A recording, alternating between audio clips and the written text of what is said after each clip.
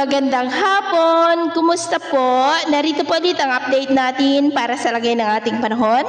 Ngayong hapon pa ng February 22, 2024 na kung saan sa ngayon ay patuloy pa rin na easterlies ang hangin na umiihip dito sa ating bansa na dahilan ng pagkakabuo ng mga localized thunderstorm na nagpapaulan sa dakong hapon, gabi at madaling araw. At ito naman ay pinapakita ng forecast model natin pong ginagamit hanggang po sa susunod na 2 linggo.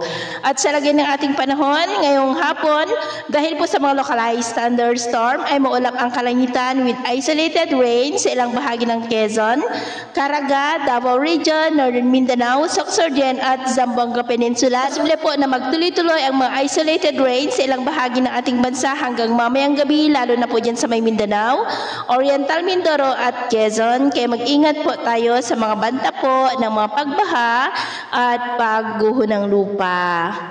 At sa atin naman pong mga baybayin, wala naman po tayong nakataas na namang gale warning signals, pero iba yung pag-iingat lamang po kung papalaot tayo para mas makaiwas sa mga sakunang pangkaragatan.